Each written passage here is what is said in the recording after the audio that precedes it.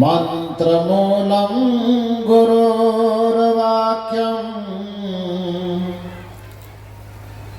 मोक्षमूलं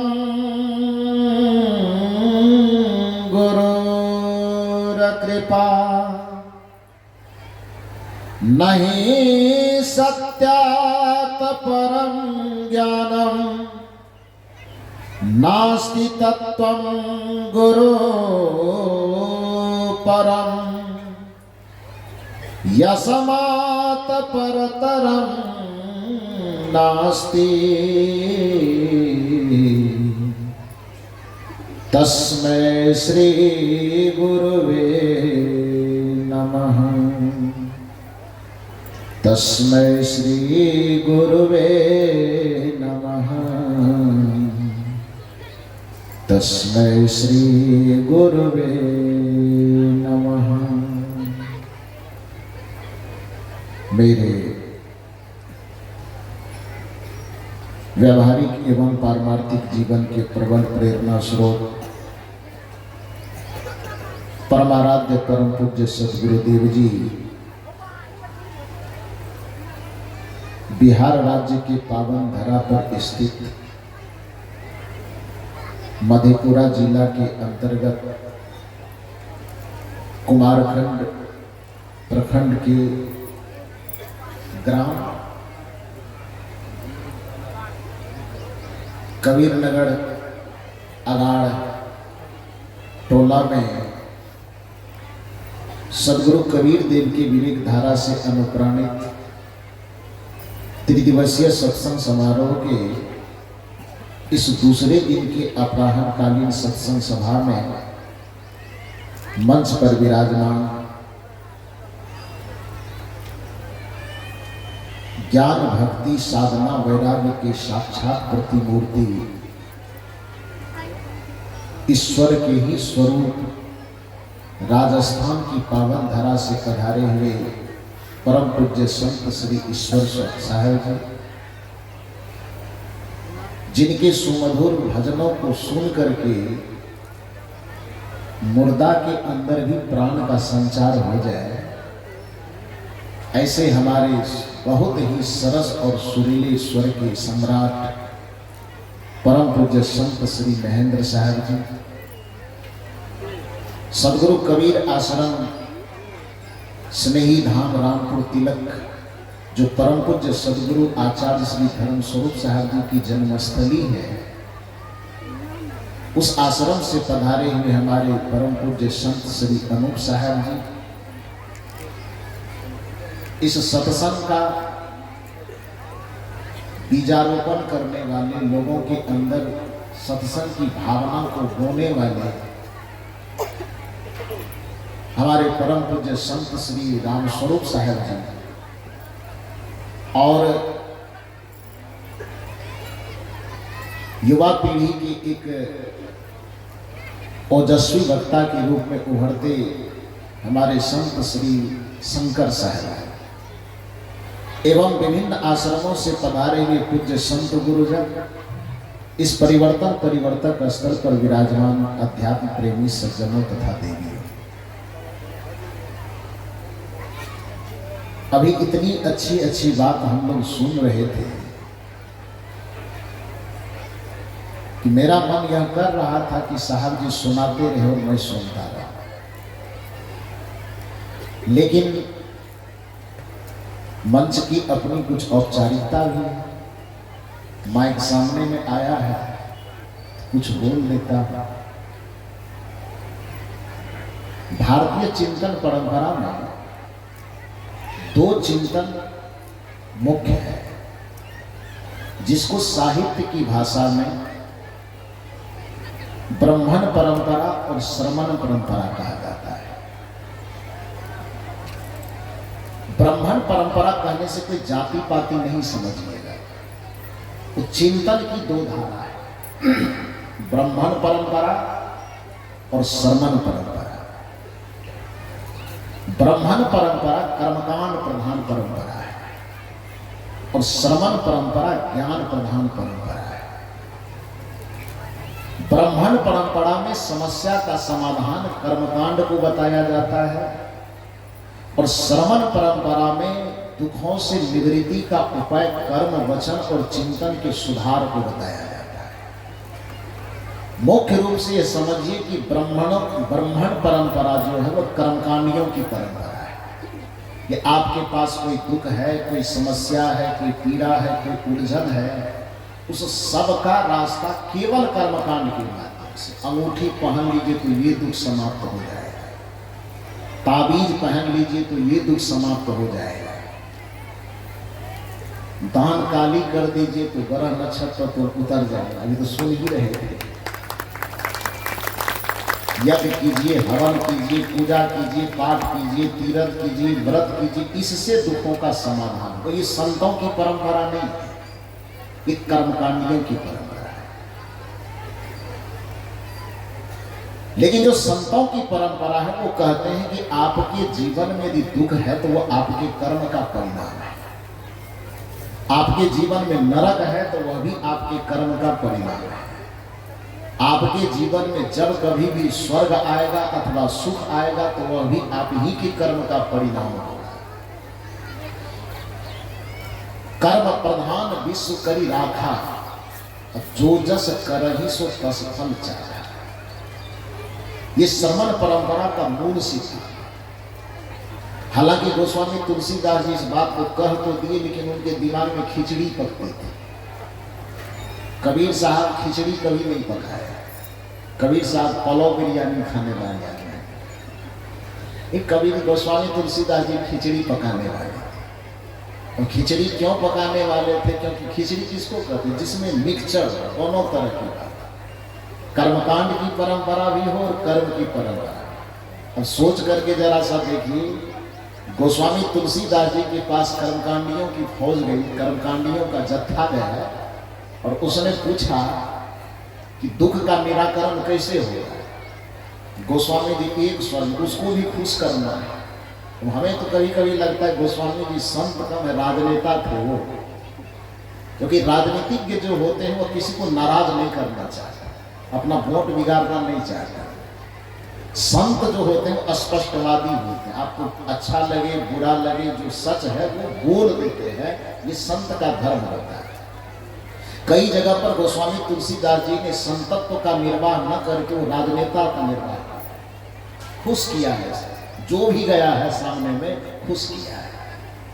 कर्मकांडी लोग गए, उन्होंने कहा कि दुखों से मुक्ति का क्या उपाय हो सकता है। गोस्वामी जी ने कहा चिंता मत करो, वही है सोई जो राम रचि राखा, अको करि तर्क बढ़ावहि शाखा। गोस्वामी जी कहते हैं पहले से फिक्स है तुम्हारे जिंदगी में क्या होने वाला है, वो पहले से निर्धारित है। भगवान की जो मर्जी होगी वही होगा। इसलिए कोई तर्क वितर्क इधर उधर कर्म सत्संग भजन कोई मतलब नहीं है।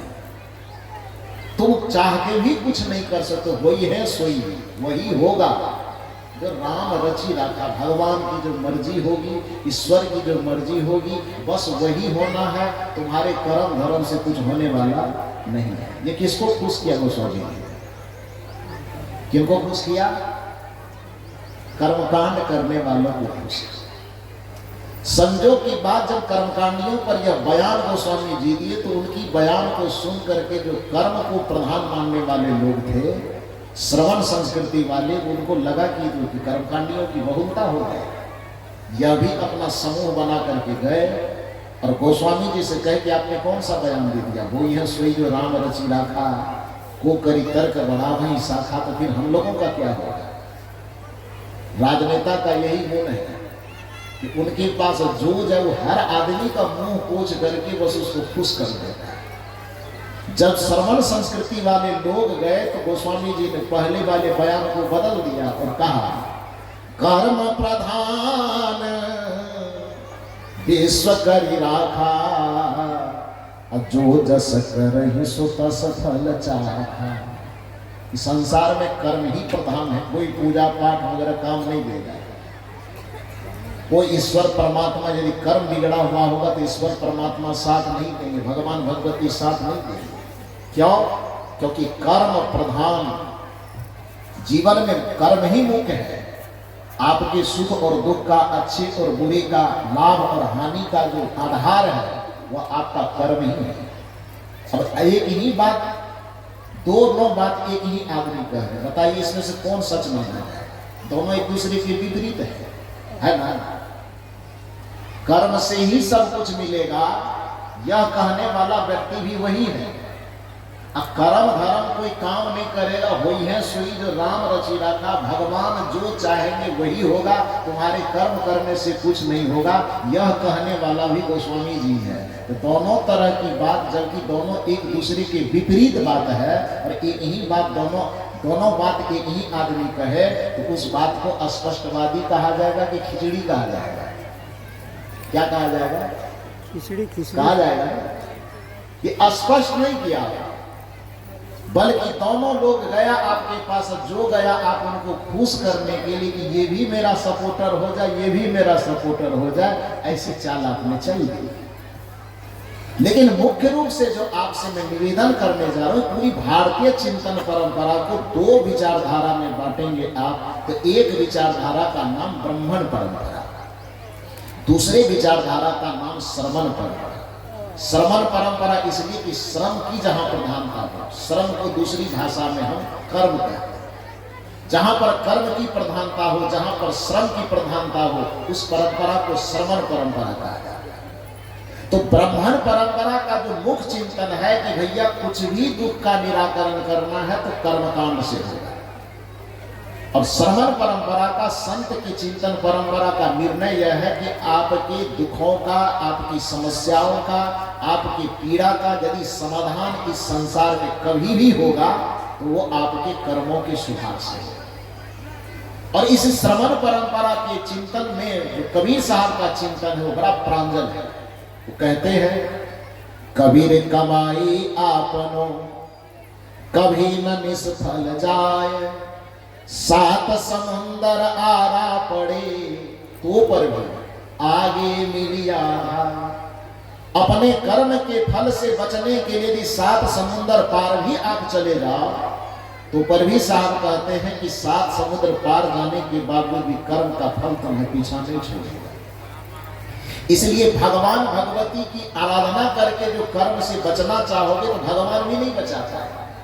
भगवान कैसे बचाए? भगवान बेचारा खुद नहीं अपने कर्म फल से बच पाता है। इस प्रकृति में आने वाला कोई भी मनुष्य अपने कर्म के परिणाम से बचने के लिए जिस देवी और देवता का आधार पकड़ते हैं, थोड़ा उस देवी देवता के जीवन का अध्ययन करना चाहिए तो पता चलेगा कि वो भी अपने कर्म के फल को भोगने के लिए विवश हो जाए।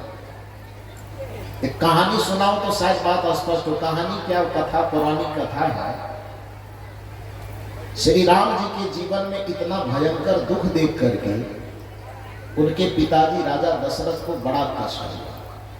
और कष्ट जीते जिंदगी नहीं हुआ, जीते जिंदगी हुआ भी तो व्यक्त नहीं कर पाया। वो कहानी है श्रीमद् भागवत महापुराण के अंतर्गत यह कथा आती है कि देवी भागवत के अंतर्गत, भागवत कथा नहीं, देवी भागवत के अंतर्गत यह कथा आती है कि राजा दशरथ जी का शरीर छूट चुका है और राजा दशरथ जी सूक्ष्म शरीर से स्वर्ग में विराजमान है। स्थूल शरीर को तो यहीं जला करके खाक कर दिया गया है, तो सूक्ष्म शरीर से स्वर्ग में विराजमान है। उस स्वर्ग का भ्रमण करते करते करते करते दुर्वासा ऋषि गुजर रहे हैं। संजोग से राजा दशरथ के ऊपर में दुर्वासा मुनि की नजर पड़ती है। अब भगवान के चूंकि पिताजी पूरी दुनिया में श्री राम को भगवान माना जा रहा है और भगवान के पिताजी से मुलाकात हो गई तो कौन संपर्क नहीं करना चाहे? करना चाहे तो प्रधानमंत्री मुख्यमंत्री हो और उसके पिताजी से किसी की दोस्ती हो जाए, दोस्ती काम देगा कि नहीं देगा? जिसको पूरी दुनिया भगवान मान रही है उसके पिताजी नजर के सामने आए तो कोई भी भेंट करना चाहेगा। राजा दशरथ जी के पास दुर्वासा मुनि चले जा रहे हैं और वहां बैठ करके राजा दशरथ से पूछ रहे हैं कि आप इतने चिंतित क्यों हैं? दशरथ जी कहते हैं, अब कहते होंगे कि नहीं, इसका मैं गारंटी नहीं ले रहा हूं, पंडित जी ने जैसा लिखा है जो कहानी, वो कहानी केवल समझा रहा, सुन लीजिए। चूंकि कहानी बनाने में तो माहिर है, दो चीज बनाना, एक कथा बनाने में और दूसरा भगवान बनाने में। अभी अभी नया नया भगवान 1 महीना पहला बनाया, कुतेश्वर भगवान। सुने कि नहीं सुने? आप लोग सुने हैं? 1 महीना पहले लगभग कुतेश्वर भगवान एक बनाया। उत्तर प्रदेश के बिजनौर क्षेत्र है, जिला है शायद बिजनौर जिला। उसमें एक कुत्ता के माथे में किसी ने चोट लगा था, लाठी डंडे से मारा होगा या ईंटा पत्थर से। तो कुत्ते के माथे में जब चोट लगती है तो उससे उसके अंदर जो कीटाणु फैलते हैं, तो नियम यह कहता है कि वो कुत्ता फिर सीधे रास्ता को देख नहीं पाता है, वो गोल गोल चक्कर काटता है, घूमता है वो गोल गोल, लेकिन उसको लगता है कि हम सीधा जा रहे हैं। या तो कुत्ते में पागलपन आ जाए, या चोट लगे, या कोई कीड़ा पड़ जाए, कोई बीमारी हो जाए, तो कुत्ता का स्वभाव है कि ऐसा ही करेगा। तो संजोग से एक कुत्ता के माथे में किसी ने लाठी डंडा से वार किया होगा, चोट लग गई होगी, अंदर घाव हो गया, थोड़े कीड़े पड़ गए। परिणाम यह हुआ कि एक गटर के पास में ही वह कुत्ता घूमने लगा। अब गटर के पास में कुत्ता रोड पर ही घूम रहा है, तो बच्चा सब हो हल्ला किया होगा, लाठी डंडा से भगाया होगा। वो कुत्ता भागते भागते हनुमान जी के मंदिर में चला गया। अब हनुमान जी के मंदिर में घुस गया, तो स्वाभाविक है कि घुस तो गया, लेकिन वो तो माथे में काटता होगा, तो घूमेगा कि नहीं घूमेगा? घूमेगा ना। अब मंदिर में प्रवेश कर गया, बीच में बजरंगबली खड़ा है, तो घूमे तो घूमे का एक के उपाय है कि बजरंगबली के प्रतिमा के चारों तरफ घूमे।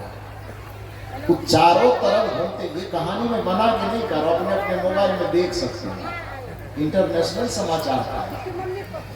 हाँ, तो घूमना शुरू किया। घूमते घूमते घूमते घूमते 24 घंटा 48 घंटा जब लगभग हो गया, एक आदमी किसी ने वीडियो बनाया और उसको छोड़ा, अपलोड किया फेसबुक पर, सोशल मीडिया पर। अब सोशल मीडिया वाले से लपक लिया टीवी वाला सब, अब उसको एकदम करना शुरू किया। करते करते दूसरे दिन से वह कुत्ता भैरव बाबा घोषित हो गया। और उसके बाद उस प्रचार से उस मंदिर में दिन भर में कम से कम 25,000 लोगों की लाइन लग गई। और जैसे लाइन लगा तो 5 पंडित एकदम मारा त्रिपुंड, एकदम यहाँ से वहाँ लाल टीका अगरबत्ती दिया पान प्रसाद लेके कुत्ता के पास बैठ गए, क्योंकि वो तो दिन रात अथर पत्थर से कमाने वाला लोग है। अंधविश्वास कैसे शुरू होता है? ज्यादा दिन की घटना नहीं, महीना भर लगभग पूरा तिलक मारा, दिया अगरबत्ती पान प्रसाद लेकर के बैठ गया, घंटी उंटी बजाने लगा। ये हम लोगों को जितना अच्छा गद्दा दिया है ये ना आप लोग, उससे ज्यादा मलमल वाला गद्दा लाया। एक तो ठंडी महीना थी, 1 महीना पहले तो रजाई मिला।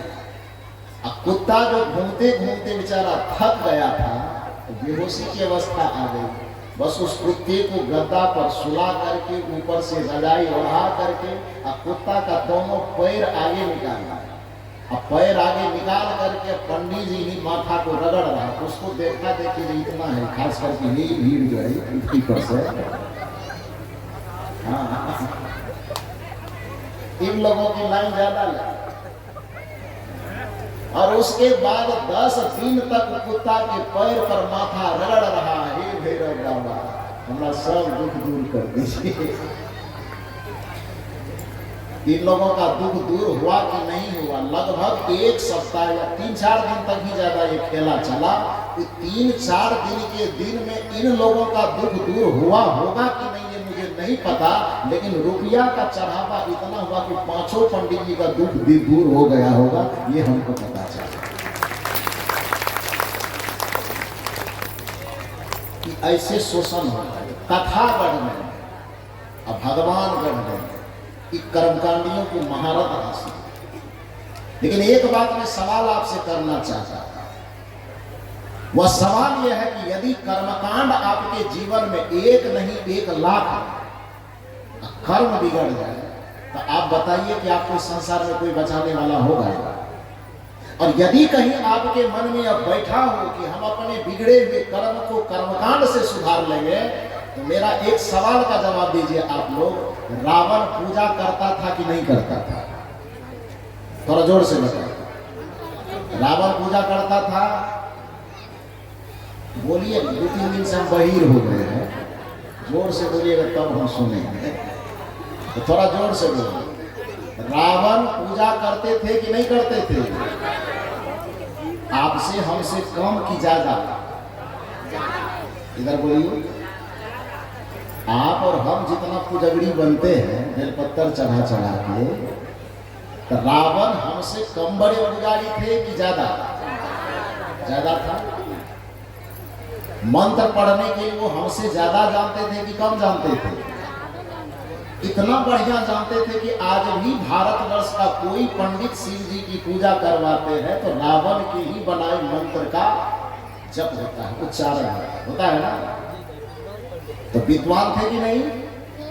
पुजारी थे कि नहीं? फिर रावण को शंकर भगवान खुद खड़ा होकर के क्यों मरवा दिया? शंकर जी रावण के पक्ष में थे कि राम जी के पक्ष में थे? किसके पक्ष में थे? तो जिस शंकर जी की जीवन भर रावण पूजा किया, पूजा करके उनको इतना प्रसन्न किया कि रावण के साथ में लंका जाने तक के लिए शंकर जी तैयार हो गए, तो आखिर उसी रावण को मरवाने के पक्ष में शंकर जी खड़े हो गए। वह भगवान अपने भक्त के विपरीत खड़े हो गए। क्यों खड़े हो गए? कर्मकांड बिगड़ा था कि कर्म बिगड़ा था? थोड़ा जोर से जवाब दो। कर्म बिगड़ा। इसका मतलब क्या हुआ? इसका मतलब यह हुआ कि कर्मकांड हमारे जीवन में लाखों हो, लेकिन फिर भी यदि हमारा कर्म बिगड़ जाए तो दुनिया का कोई भी भगवान हमारी रक्षा नहीं कर सकता है, कोई भगवान हमें बचा नहीं सकता। दूसरा उदाहरण मैं आपसे पूछना चाहता था।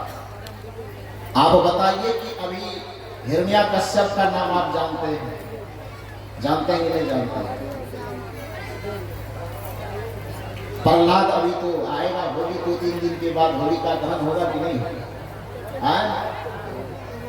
उसका क्या मैटर है वो अलग बात है। उससे जो संदेश हम आपको देना चाहते हैं, वो संदेश ये देना चाहते हैं कि आप बताइए कि होलिका को भगवान की पूजा करती थी वो कि नहीं करती थी? होलिका जिसको हम कहते हैं, वह होलिका भगवान की पूजा करती थी कि नहीं करती थी? कर्मकांड करती होगी तब ना भगवान आके खुश होकर वरदान दिए। बिना पूजा किए तो भगवान वरदान नहीं दिए होंगे। मेरी बात समझ रहे हैं ना?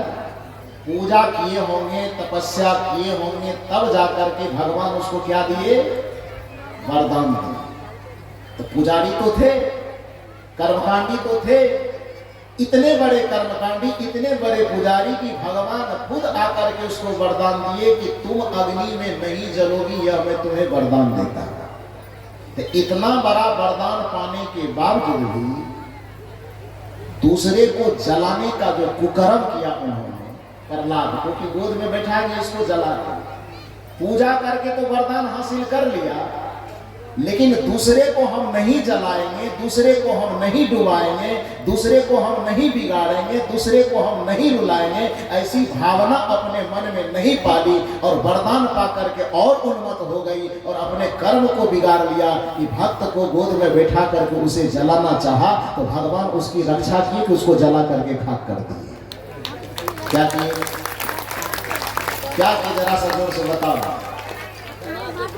जिसको भगवान वरदान दिए कि तुम अग्नि में जल नहीं सकती, उसी को भगवान को जलाना क्यों पड़ गया? कर्मकांड बिगड़ने के कारण कि कर्म बिगड़ने के कारण? आप लोग जोर से बोलो, आप ही लोगों से हम सुनेंगे। कर्मकांड बिगड़ा कि कर्म बिगड़ा? इसका मतलब क्या हुआ? आदमी को कर्मकांड में भरोसा करना चाहिए कि कर्म पे?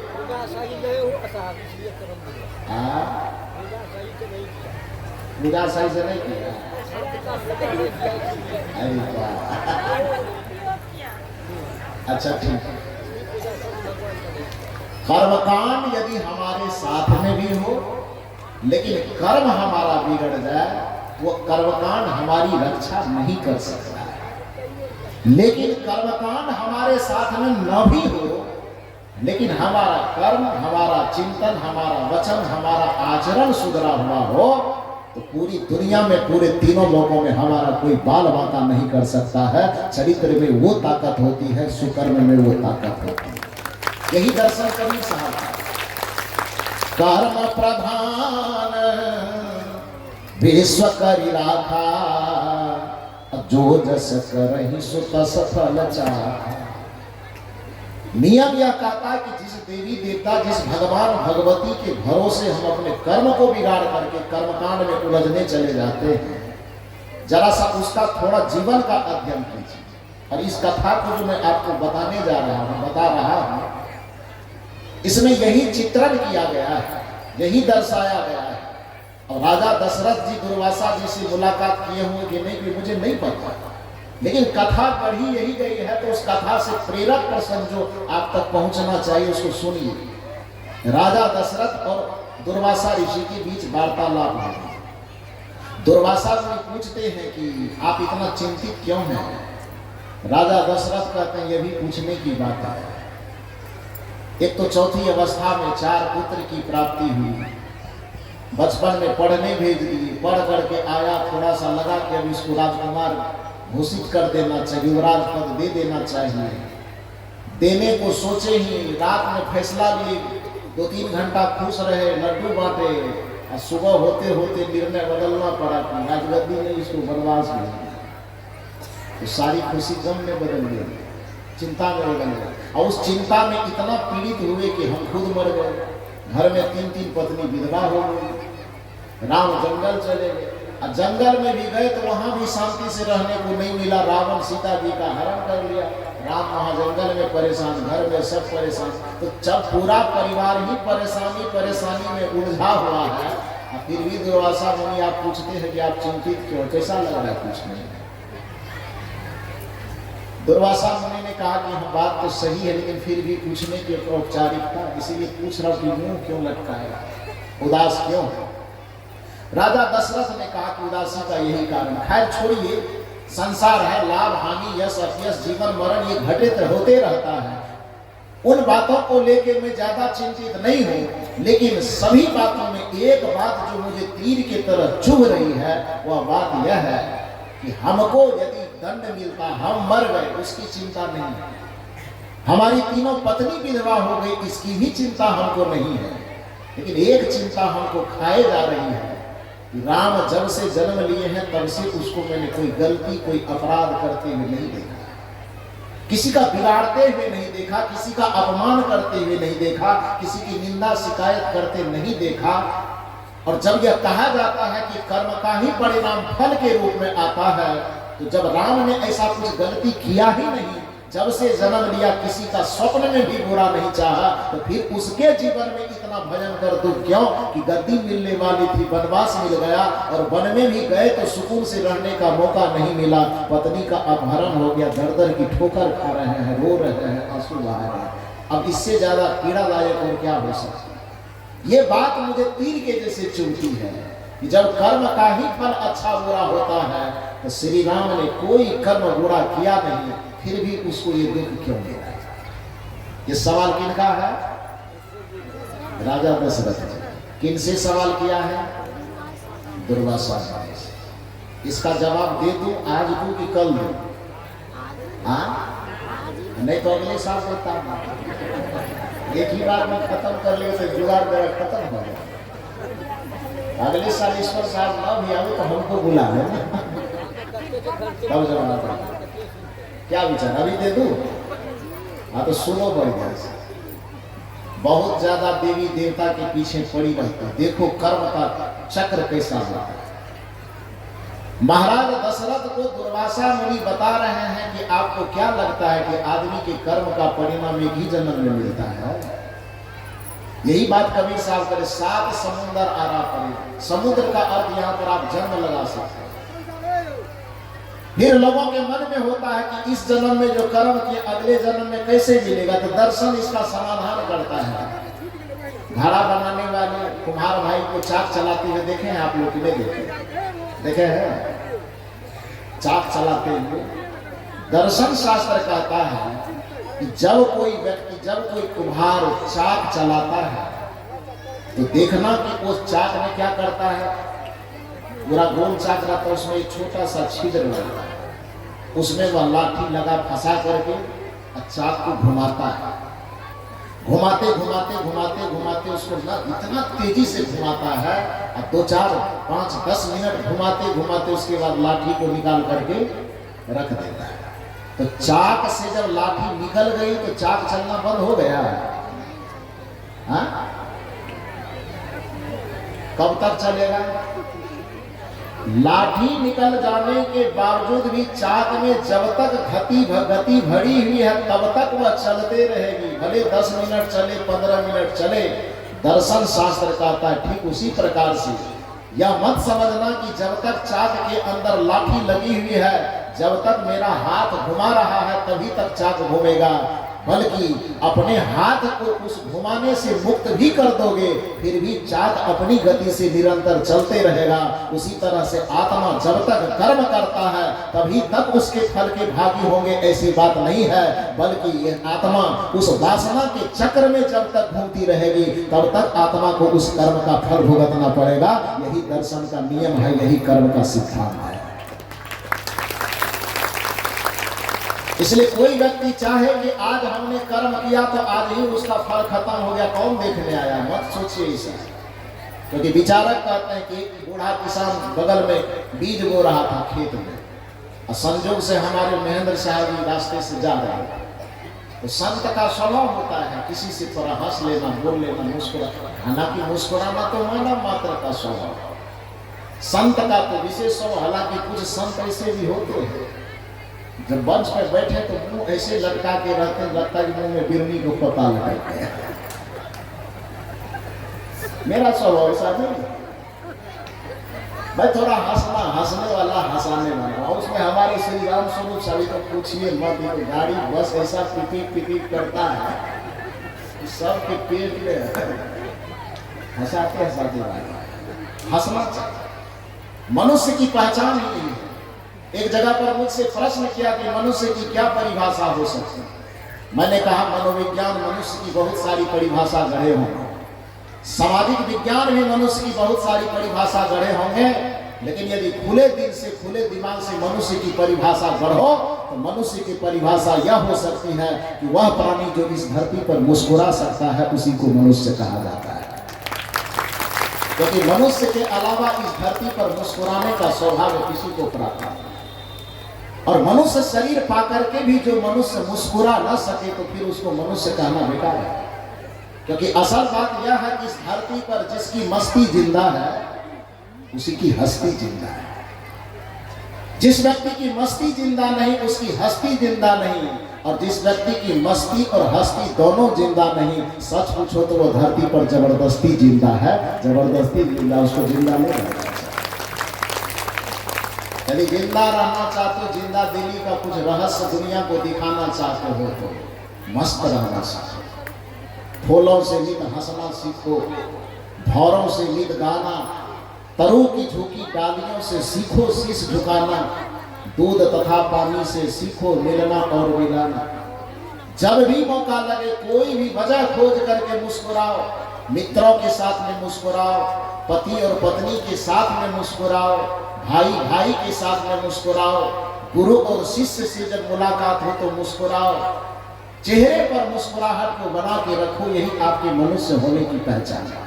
लेकिन आज मनुष्य दुनिया में हर चीज को हासिल कर लिया है, दुर्भाग्य है कि अपनी जो मौलिक पहचान उसकी थी मुस्कुराहट की, उसी को वो गवा बैठा है। शायर ने इस पर आपत्ति जताते हुए कहा है कि फूलों को देखो तो हरदम महकता है, बुलबुल को देखो तो मस्ती में चहकता है, फूलों को देखो तो हरदम महकता है, मगर इस इंसान को क्या हो गया है भगवान, जब देखो तो हमेशा कूदता और भागता है, जब देखो तो हमेशा कूदता और भागता है। मुस्कुराना चाहिए, कोई वजह खोलो, एक साथ में परिवार के सब लोग साथ में बैठ करके हंसिए, मुस्कुराइए, खेलिए, गुनगुनाइए, इसी का नाम जिंदगी है।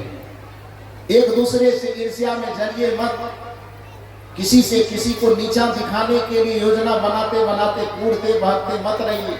मैं तो कहा करता हूँ कि अरे भैया, जब 60, 70, 80 साल के बाद एक दिन तुमको श्मशान घाट में जा करके जल करके खाक होना ही है, तो फिर दिन रात ईर्ष्या में जल करके मन को खाक करने की, जीवन को खाक करने की क्या जरूरत है। एक न एक दिन तो खाक हो, एक न एक दिन तो पूरे ही जल जाओगे।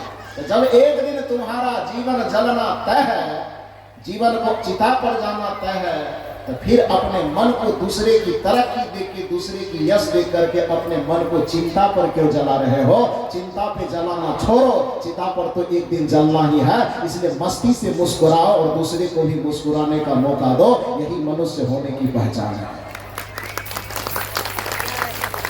तो इसलिए खास करके जो साधु महात्मा है उसको मुस्कुराना चाहिए। मैं जब कई जगह प्रवचन करने जाता हूँ, लोग कहते हैं कि सत्संग में हंसाता, हम कहीं सत्संग में नहीं हंसेगा तो कहाँ शराब करता पे जाके हंसेगा। अरे खुशी का खजाना आदमी को सत्संग में न मिले, क्योंकि असली सत्संग आदमी को देता क्या, प्रसन्नता के अलावा क्या देता। और यदि किसी सत्संग में जा करके भी आपका चित्त, आपका मन बोझिल रहे, तो समझ लेना चाहिए तो सुनने वाला नकली है, न तो कहने वाला नकली। क्यों? क्योंकि नियम यह कहता है कि सूर्य भी ओरिजिनल हो, और गुलाब सूरजमुखी के फूल भी ओरिजिनल हो, तो सूर्य के निकलने पर गुलाब का फूल, सूरजमुखी का फूल मुरझाया रहेगा कि खिल जाएगा? थोड़ा जोर से बताओ तो। सूरजमुखी का फूल हो ओरिजिनल, और सूर्य भी ओरिजिनल हो, पेपर लाइट वाला नहीं, ओरिजिनल। तो उस सूर्य के और उस फूल के दोनों के आमने सामने होने पर फूल खिल जाएगा कि मुरझाया हुआ रहेगा? यदि फूल मुरझाया हुआ रह गया तब क्या होगा? तो मानना पड़ेगा या तो सूर्य नकली है, या नहीं तो क्या नकली है? या तो सूर्य नकली है या तो फूल नकली है। क्योंकि दोनों में से एक यदि नकली होगा तो खिलने का कोई सवाल पैदा नहीं होता है।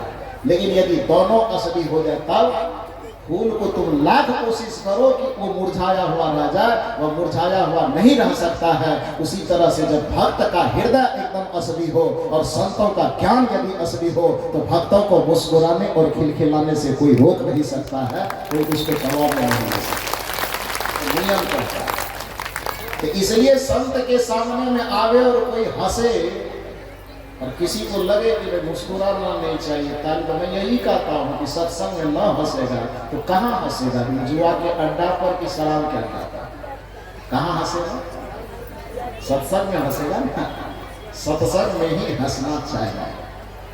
और यहाँ से हंसी की ट्रेनिंग लेकर के जाओ, अपने घरों में हंसो, परिवार के बीच में एक दूसरे को देख करके मुस्कुराओ, खिलखिलाओ, माथे को बोझिल मत रखो, मन को बोझिल मत रखो।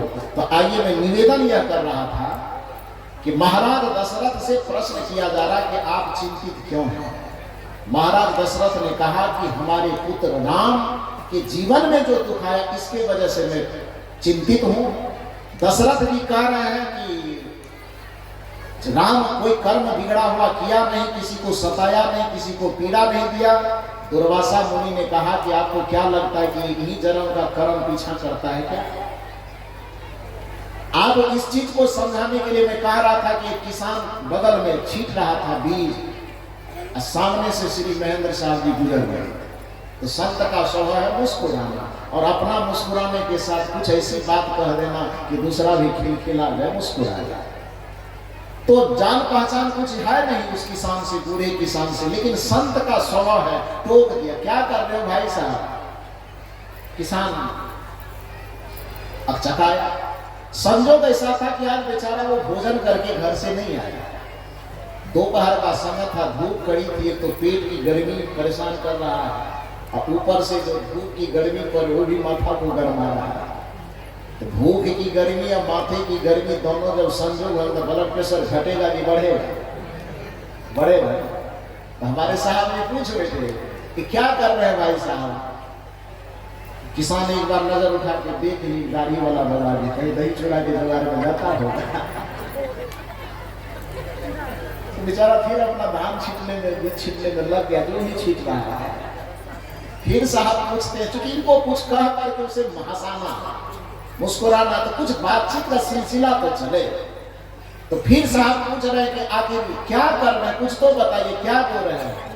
फिर वह नहीं बताया। एक बार दो बार पूछने पर बेचारे का ब्लड प्रेशर निरंतर बढ़ते जाएगा। उसने कहा दो बाबा जा, अगर तो लगा से दही चूड़ा खा लिया। भूख का लहर हम पूरा पूछते हैं, क्या एकदम छीट रहे हैं, क्या बोल रहे हैं। हालांकि बेचारा किसान भी बड़ा क्रोधी नहीं था। भूख माथे की गर्मी दोनों गर्मी परेशान किया हुआ। तो विपरीत परिस्थिति में जब किसी को आप कुछ कहेंगे तो उसको थोड़ा बुरा लगेगा। तो वो किसान जब थोड़ा ऊब गया तो उसके ऊब को देख करके महात्मा समझ गए। महात्मा ने कहा, ये भाई नहीं बताना चाहते हो तो मत बताओ।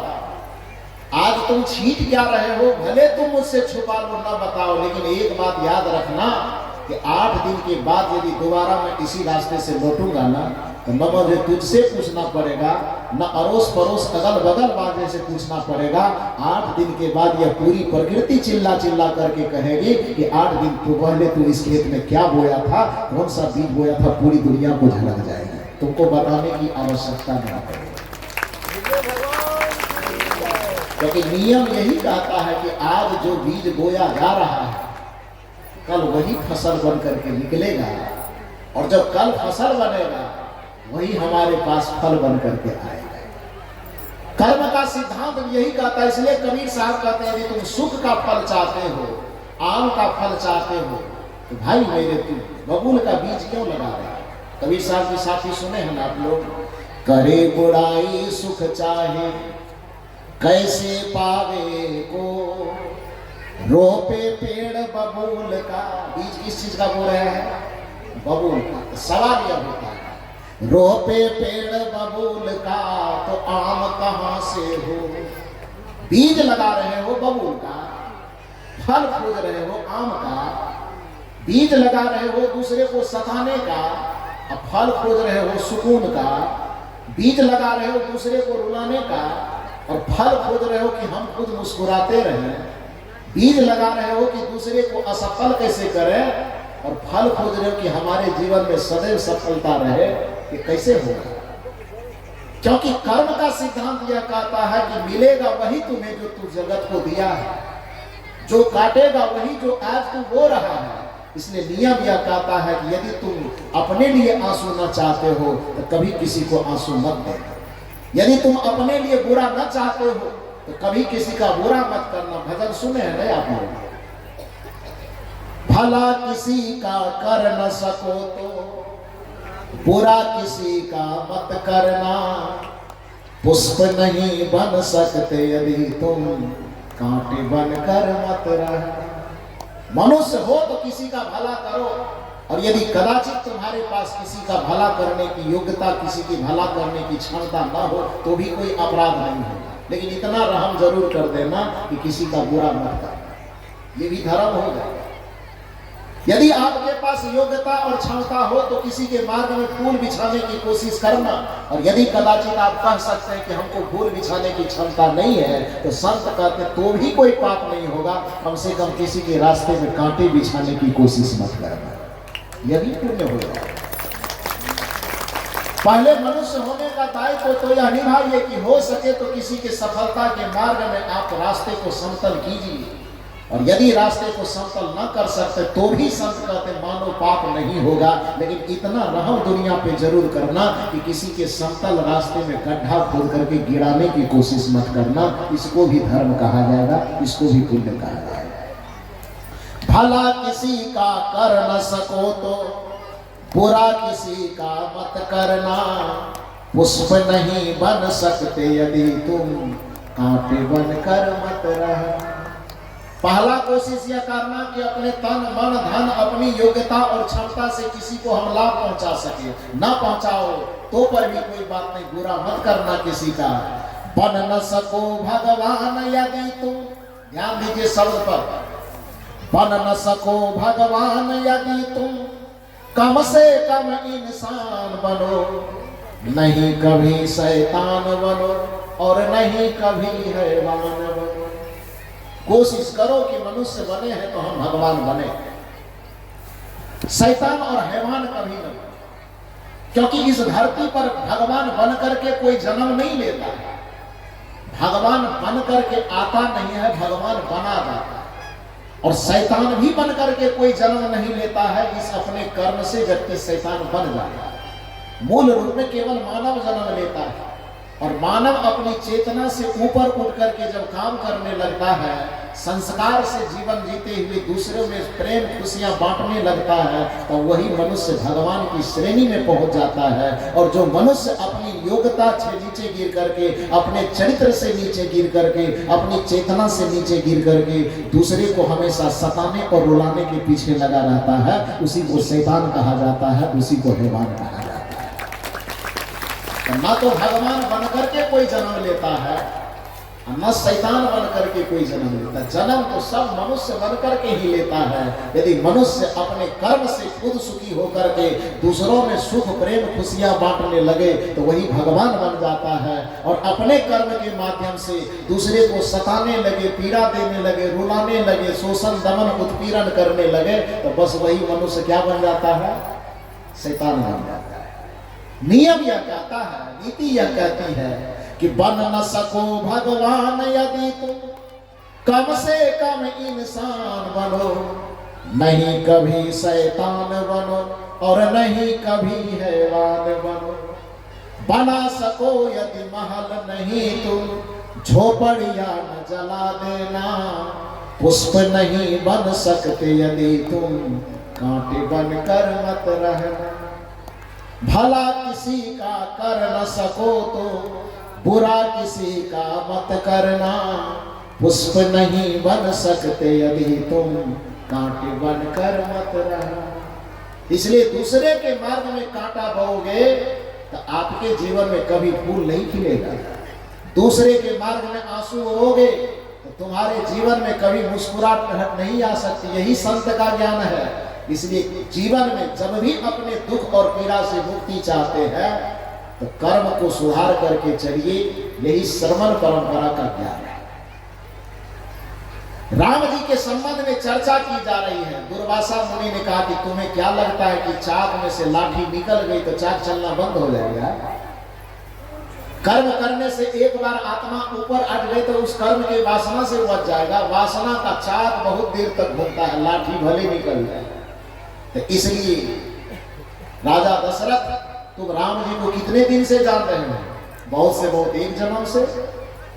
लेकिन उसके किए हुए पूर्व जन्म के जो काम है वह इतना अपराध से भरा हुआ है कि इस जन्म में वो अच्छा भी कर रहा है, उसके बावजूद भी उसको फल अच्छा नहीं मिल रहा है, बुरे फलों का सामना करना पड़ रहा है। राजा दशरथ चौंके और चौंक करके पूछते हैं कि हमारे राम से भी गलती हुई है?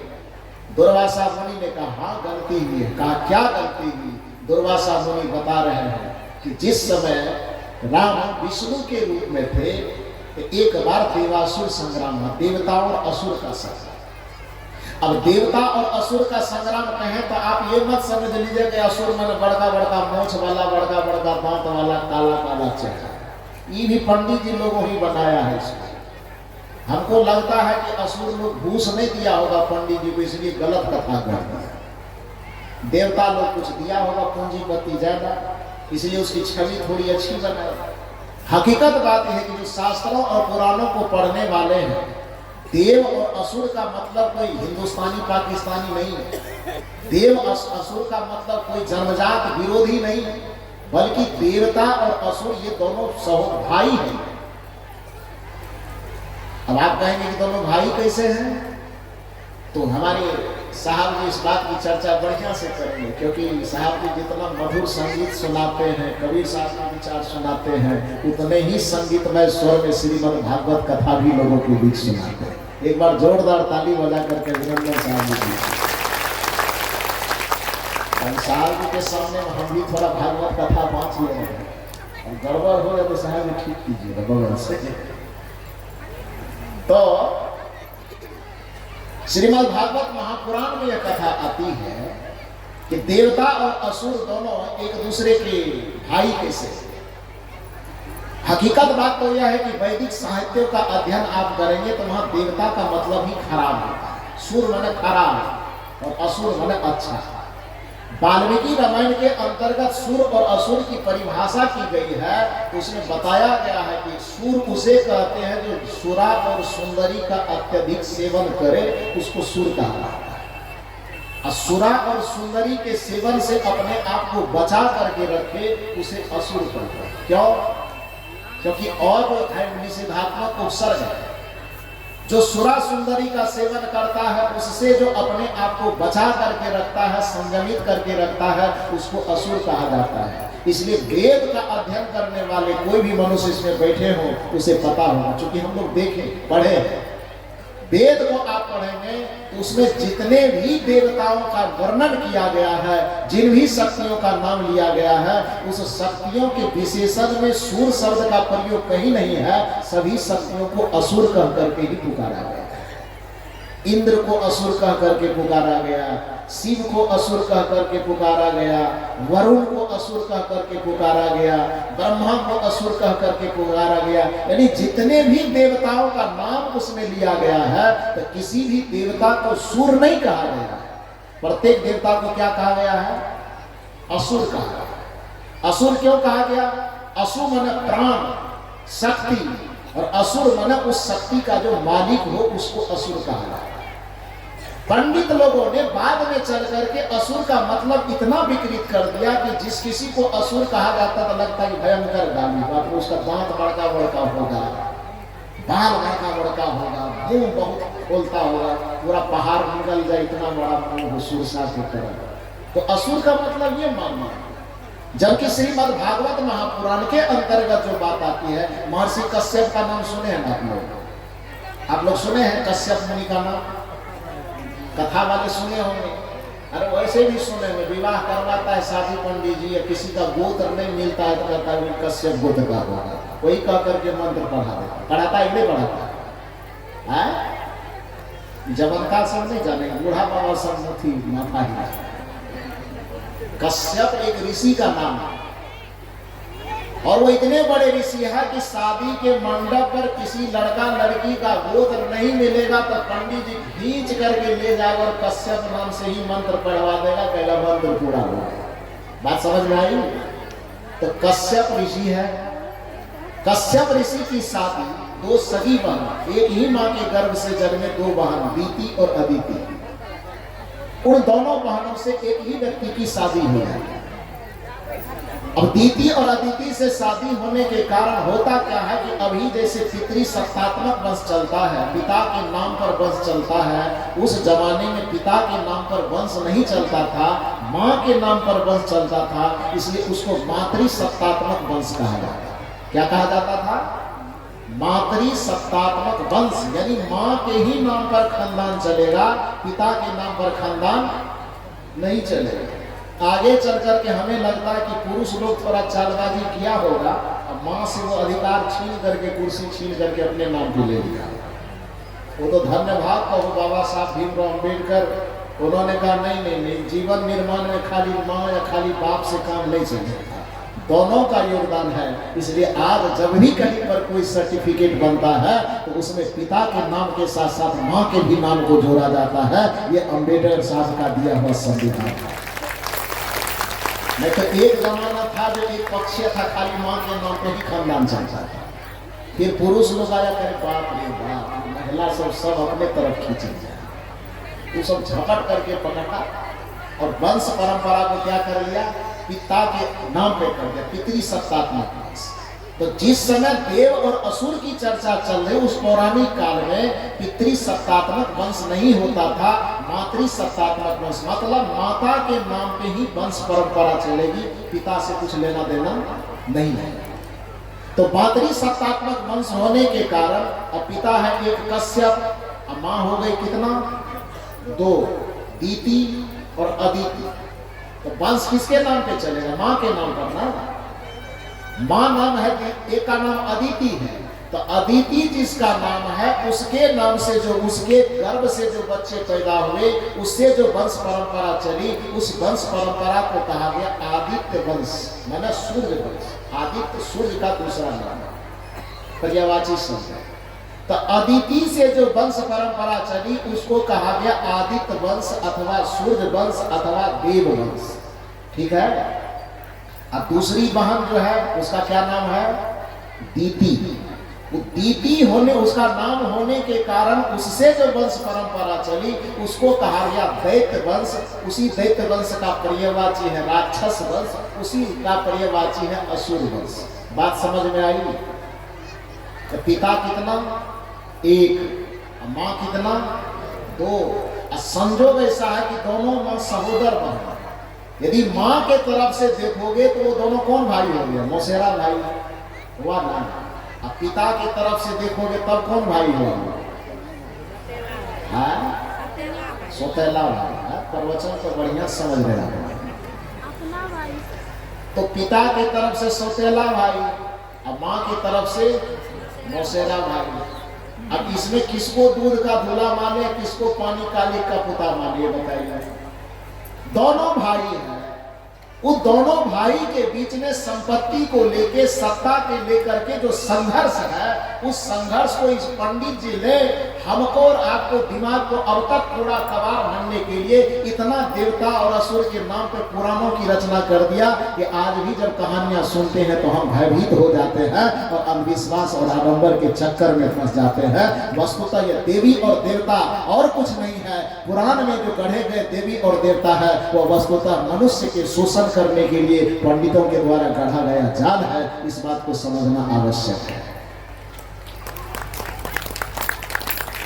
कि देवता और देवी असुर के नाम पर जितनी कहानियां गढ़ी गई है, वस्तुतः ये वास्तविक कहानी 2 भाई के संपत्ति और सत्ता के विवाद की कहानी। एक आदमी ज्यादा हड़प लेता है, एक कम देता है, तो पंचायती बैठेगा कि नहीं बैठेगा, उसका विवाद है, उसका हंसेरी निकालता है। और पंडित जी जब कहानी बना बना के, देवता आसमान में रहता है, असुर लोग पताल में रहता है, छीना झपटी, और उसको इमोशनल अटैक करता है। खैर जो भी, अब हम जो कहानी सुना रहे तो कहानी को पूर्ण करता हूं। वो क्या है कि राजा दशरथ को दुर्वासा मुनि कह रहे हैं कि राम जी जिस समय में विष्णु थे उस समय में एक बार देवासुर संग्राम हुआ, देवताओं और असुरों का संग्राम हुआ। विष्णु जी देवता की तरफ से लड़ रहे थे। दानवों में जो सबसे बड़े योद्धा थे वह भी विष्णु के सामने लड़खड़ा गए। असुरों का संहार करते करते करते करते विष्णु जी उस सेनापति के ऊपर में प्रहार किया। जब वह देखा कि हमारी सारी असुर की सेना मारी चली गई है, वो दोनों असुर अपना जान बचाने के लिए भागा। भागते भागते भागते भागते जंगल की तरफ गया। असुर भागे जा रहा है और पीछे से विष्णु जी सुदर्शन लिए क्रोध में खदेड़ते जा रहे हैं। अचानक उस असुर को अपना जान बचाने के लिए जंगल में ही एक कुटिया दिखी। कुटिया के आगे में एक बूढ़ी माता बैठ करके माला जप रही थी। वह असुर जाता है, उस बूढ़ी माता के चरण को पकड़ता है और वो उस माँ से कहती है, माँ मेरी प्राण की रक्षा करो। चूंकि वह माँ ये आज के तरह जानती कि ये देवता और असुर में नहीं, ये ऐसा होता है जैसा हम लोग जानते हैं, तब भले उसकी रक्षा न करती, लेकिन वो माँ उस समय में थी, इसलिए वह जान रही थी कि देवता और असुर का जो संग्राम है कोई अच्छे और बुरे आदमी का संग्राम नहीं, ये 2 भाई का संग्राम। इसलिए उसके प्राण की रक्षा के लिए वह देवी थी कौन? महर्षि भृगु की पत्नी। कौन थी वह स्त्री? भृगु ऋषि का वह आश्रम था। भृगु ऋषि कहीं गए होंगे घूमने के लिए, उसी कुटिया में भृगु ऋषि की जो पत्नी थी वह बैठ करके माला जप रही थी, साधन भजन कर रही थी। वह असुर गया और दौड़े दौड़े भृगु ऋषि की पत्नी के चरण को पकड़ा और उसके बाद कहती, माता मेरे प्राण पर संकट है, मेरी रक्षा कर। वो संत हृदय पर दुख द्रवहि सो संत पुनीता, जो दूसरे के दुख को देख करके द्रवित हो जाए उसी को तो संत हृदय कहा जाता है। एक तो माँ हृदय है, संत के रूप में है, पैर पकड़ करके सामने प्राण की भिक्षा मांग रहे हैं। कोई माता ने कहा जाओ बेटा कुटिया में छिप, जब तक मेरे सांस में सांस चल रही है, जब तक मेरे शरीर के अंदर प्राण का संचार हो रहा है, दुनिया का कोई भी काल आ जाएगा तुम्हारा बाल बांका नहीं कर सकता। जाकर के कुटिया के अंदर छुप जाओ, या उस माता का स्नेह उसको मिलेगा। गुरु का यही वरदान है कि जब भी कोई व्यक्ति गुरु के शरण में जाता है वह सबसे पहले निर्भय करता है, गुरु को सिर पर राखिए चलिए आज्ञा माही, कहि कबीरता दास को तीन लोग डर नहीं। तीनों लोगों में गुरु के शरण में गया हुआ व्यक्ति को डरने की जरूरत नहीं पड़ती। इसलिए हम लोग गाते हैं भजन में, जब जीवन दुख से घिर जाए कोई बात समझ में ना आवे। जब जीवन दुखों से, परेशानी, उलझन और समस्या से घिर जाए, चारों तरफ आगे पीछे ऊपर नीचे दाएं बाएं देखने पर भी समस्या का कहीं कोई समाधान नजर ना आवे, तो एक दरवाजा की तरफ अपना मुंह उठा के देख लेना। वह दरवाजा है गुरु का दरवाजा, वह दरवाजा है संत का दरवाजा। जब जीवन दुख से घिर जाए कोई बात समझ में ना आवे, तब करके भरोसा सदगुरु पे उनकी शरण में आ जाना। सदगुरु के शरण में आ जाना, संत के शरण में आ जाना। आप सवाल करते हैं कि सारे दरवाजे छोड़ करके गुरु के शरण में क्यों आवे, संत के दरवाजे में क्यों आवे, तो उसका समाधान बताते हैं। सदगुरु कहा किसको जाता है? दरबार में सच्चे सदगुरु के दुख दर्द मिटाए जाते हैं। दुनिया के सताए लोग यहाँ सीने से लगाए जाते हैं। जो पूरी दुनिया से ठुकरा दिए गए हो, वो गुरु के दरबार में जब पहुंचता है तो उसे सीने से लगाया जाता है। वह असुर भी भागे भागे पहुंच गया, गुरु का ही तो दरबार है वो। गुरु जी नहीं है, गुरु की पत्नी बैठी हुई है, गुरु माता चरण पकड़े निर्भय किया कि जाओ कुटिया में छिप जाओ, तीन लोग डरना है, तुम्हें डरने की जरूरत नहीं है। वो निश्चिंत होकर के जाकर के छुपा। पीछे से विष्णु जी क्रोध में खदेड़ते खदेड़ते आ रहे हैं, सुदर्शन हाथ में चलाते आ रहे हैं। देखा कि सामने एक वृद्ध महिला बैठी हुई है, माला जप रही है। उससे विष्णु जी पूछते हैं कि इस कुटिया में छुपने के लिए कोई असुर भी आया है क्या? अब चूंकि साधिका है, संत है, वो जान रही है कि सांच बराबर तप नहीं, झूठ बराबर पाप। जाके हृदय सांच है ताके हृदय आप झूठ भी नहीं बोल सकती। बड़ी निर्भयता के साथ वह कहती है कि हाँ एक आदमी आया है। विष्णु जी पूछते कहाँ है? माता कहती कुटिया के अंदर बैठा हुआ है। विष्णु जी कहते जा करके कहिए कि वो थोड़ा निकल करके आवे, सुदर्शन से उसका गला काटे। बूढ़ी माता कहती है कि आप हैं कौन, नाम थोड़ा बताइए, परिचय दीजिए। विष्णु जी कहे कि मुझे नहीं जानती है। हम कहे जानते, बूढ़ी माता के जानते भी होंगे तो अभी नहीं जानते हैं। परिचय भी देते, आप है कौन? देखो हमारी भारत की नारी कैसी होती थी, इस सच्चाई पर आंख पड़े तो भगवान से भी नजर मिला करके उसके आंख में आंख डाल करके सवाल कर सके। ये हमारे भारत की स्त्री शक्ति थी, ये भारत की मातृ शक्ति थी। डर डर करके हमेशा ताबीज पहनना और कुतेश्वर भगवान की पूजा करना, ये डरो मत। बड़ा कलेजा था आप लोगों के पास, पता नहीं कर्मकांड में फंस करके कलेजा कहाँ चला गया। तो वो विष्णु जी के आंख में आंख डाल करके पूछ रहे हैं कि मैं जानता भी होऊंगा तो अभी मैं नहीं जानता, परिचय दीजिए कौन है आप? विष्णु जी ने कहा कि मेरा नाम विष्णु है। अच्छा अच्छा, विष्णु लोक वाले कहा, तो कहा ये कुटिया मेरी है, विष्णु लोक नहीं है। दादागिरी दिखाना हो तो विष्णु लोक में जाके दिखाना, मेरी कुटिया में दादागिरी दिखाने की जरूरत नहीं है। ये संत का आश्रम है, गुरु का आश्रम है। इस गुरु के आश्रम में हिंसा का कोई स्थान नहीं। और रही बात जिसको आप बुलाना चाह रहे हैं, तो दो धर्म मेरा साथ है अभी कि एक तो आत्मरक्षितो धर्म, आत्मा की रक्षा करना धर्म है, और दूसरा अतिथि देवो भवः, अतिथि देव के स्वरूप होता है। उसको मैं बुलाई नहीं, वह बिना सोचे समझे अतिथि की तरह मेरे यहाँ आई है, इसलिए वह मेरे देवता है। और पीड़ित आत्मा की रक्षा करना ये संत का दायित्व होता है। इसलिए दो धर्मों का निर्वाह में कर रही हो। आप जो भी हैं, वो जहां भी हैं, आप बाद में उससे निपटिएगा, लेकिन जब तक वो मेरी कुटिया में है, आप विष्णु हैं कि आप काल हैं कि आप महाकाल हैं, इससे मुझे मतलब नहीं। जब तक वह मेरी कुटिया के अंदर है, आप उसका बाल भी बांका नहीं कर सकते हैं। ये मैं उसको वचन दे चुकी हूँ।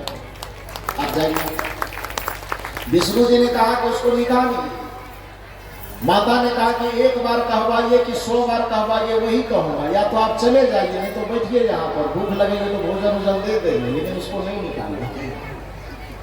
विष्णु जी तिल मिलाने, और तिल मिलाते हुए क्रोध के आवेश में कहते हैं कि निकालती हो कि तुम्हें ही मार डालना। उसने कहा कि मैं वचन दे चुकी हूँ कि जब तक मेरा प्राण रहेगा तब तक उसके प्राण पर आंच नहीं आएगी।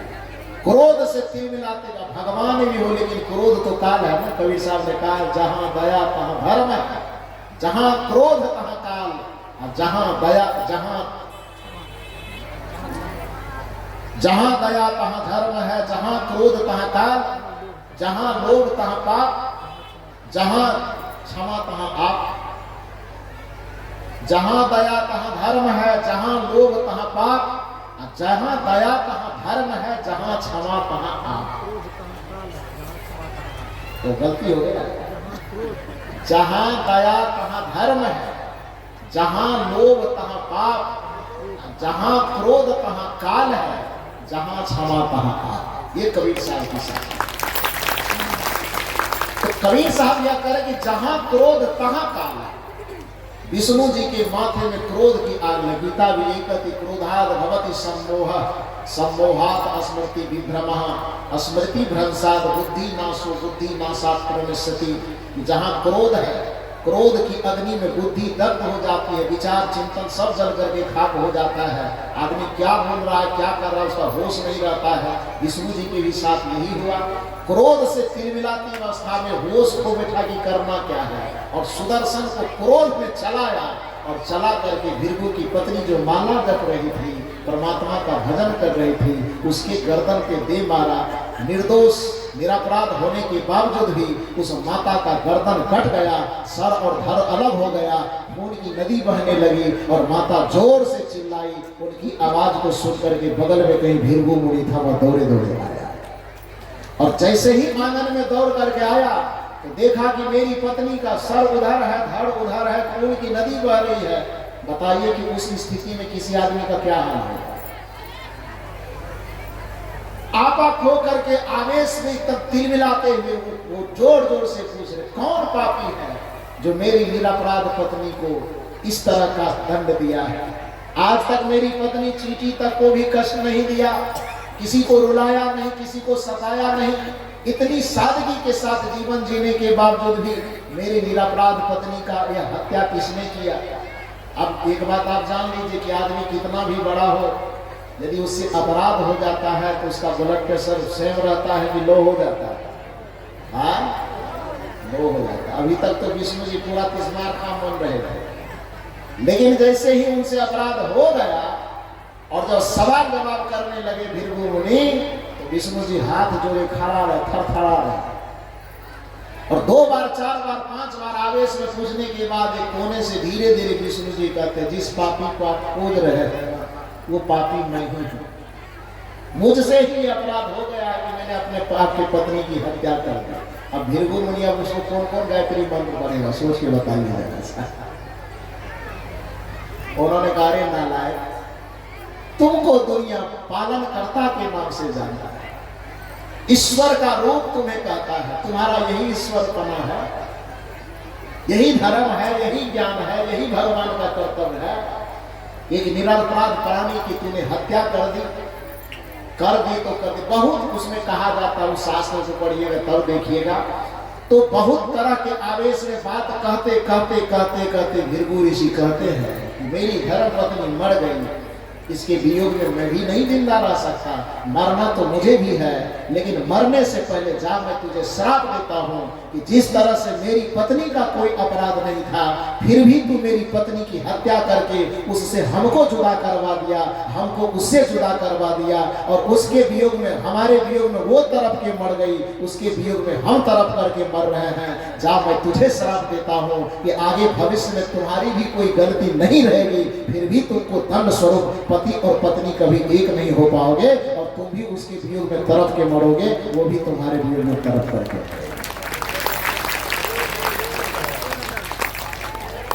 अब बात समझ में आई? राम जी के जीवन में तुझे कौन समझा रहे हैं? दुर्वासा मुनि समझा रहे किसको? राजा दशरथ। और दुर्वासा मुनि कह रहे हैं कि उसी कर्म के परिणाम में, चूंकि सब जानता है कि मर्डर केस की सजा कितना दिन का होता है? 14 साल का ना, 20 वर्ष का आता है, लेकिन काट छाट करके 14-12 तक पहुंच जाता है ना, 13-14 छुट्टी उट्टी काट के उठते। राम जी को कितने दिन की सजा हुई थी वनवास की? 12 साल या 14 साल घटा कुछ समझे कि नहीं समझा? और सीता पवित्र होने के बावजूद भी, श्री राम का भी आचरण पवित्र होने के बावजूद भी, दोनों अपने अपने जगह पर पवित्र हैं, फिर भी दोनों कभी भी एक दूसरे से मिल करके सुखी नहीं हो पाए। मैं यह कहना चाहता हूं, आप यह बताइए कि जिस भगवान के भरोसे हम अपने कर्म को बिगाड़ करके कर्मकांड में फंसना चाहते हैं, क्या उस भगवान को अपने कर्म फल से बचने का रास्ता मिला? थोड़ा जोर से बोलिए ना। भोगना पड़ा कि नहीं भोगना? एक जन्म में भोगे कि 2 जन्म में भोगे कि 10 जन्म में भोगे, भोगना पड़ा ना। कबीर साहब का जो यह मंच है, यह मंच आपसे यही आह्वान करता है। भारतीय चिंतन परंपरा की 2 धारा, एक धारा ब्राह्मण परंपरा कहलाती है, दूसरी धारा श्रमण परंपरा कहलाती है। एक परंपरा पंडितों की परंपरा कहलाती है, दूसरी परंपरा संतों की परंपरा कहलाती है।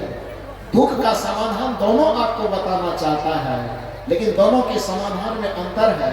एक कहता है कि आपके जीवन में दुख और परेशानी आती है तो आप कर्मकांड कीजिए, दुख से मुक्त हो जाइएगा। और संत कहते हैं कि नहीं, कर्मकांड से कुछ होगा नहीं। आप यदि अपने जीवन के दुखों का अंत करना चाहते हैं तो आप अपने कर्मों को सुधार लीजिए, आप अपने जीवन के चरित्र और आचरण को सुधार लीजिए, चिंतन और वचन को सुधार लीजिए, तो निश्चित रूप से आपका कर्म भी सुधर जाएगा, और कर्म सुधर जाएगा तो आपके कर्म का परिणाम भी सुधर जाएगा, फिर दुखों का अंत होगा और सुखों की प्राप्ति हो जाएगी। ये जो 2 मुख्य परंपरा है, इन 2 परंपरा के अलग अलग ये परिणाम, ये रास्ते हैं, इसका अलग कर्म है, अलग परिणाम है। इस चीज को समझिए और इस चीज को जीवन में धारण कीजिए। कर्मकांड में उलझिए मत, कर्म को महत्व दीजिए, क्योंकि कर्मकांड में रावण उलझ गया लेकिन अपने कर्म को बिगाड़ लिया तो भगवान भी उसकी रक्षा नहीं कर पाया। होलिका कर्मकांड तो इतना कि अग्नि को अपने बस में कर लिया, लेकिन कर्म को बिगाड़ लिया कि दूसरे को जलाना, दूसरे को सताना नहीं छोड़ा, तो भगवान अग्नि रक्षा कर ली कि वही अग्नि उसको जला दिया। क्या किया? तो इसलिए कर्मकांड को सुधारना है कि कर्म को? किसको सुधारना है? कर्म को सुधारना है। और ये कर्म को सुधारने का ज्ञान ही ये संतों का ज्ञान है। 3 दिन से आप 2 दिन से बैठे हैं, आखिरी दिन कल बचा है, कल भी आपको बैठना है। इस मंच से आप यही सीख के जाइए। यह मंच कर्मवाद का मंच है, यह मंच कर्म सिद्धांत का मंच है। यह मंच आपसे ये आह्वान नहीं करेगा कि वही है सोई जो राम रचि राखा, को करी तर्क बढ़ावई शाखा। यह मंच आपसे आह्वान यह करेगा कि कर्म प्रधान विश्व करी राखा, और जो जस करे सो तस फल चाखा। और जो कर्म पर भरोसा करेगा वह कभी किसी अंधविश्वास में नहीं फंसेगा। जो कर्म पर भरोसा करेगा वह निश्चित रूप से गैया बछिया दान करके स्वर्ग प्राप्त करने की अभिलाषा कभी नहीं करेगा। वो अपने कर्म को सुधारेगा, जीते जिंदगी भी स्वर्ग सुख को भोगेगा। और जो जीते जिंदगी स्वर्ग सुख का उपभोग कर रहा है, भला उसके मरण को नरक में कौन बदल सकता है? तो फिर ज्यादा न कहते हुए, समय अब संध्याकालीन समय है, सबको अपने अपने घरों में भी जाना है।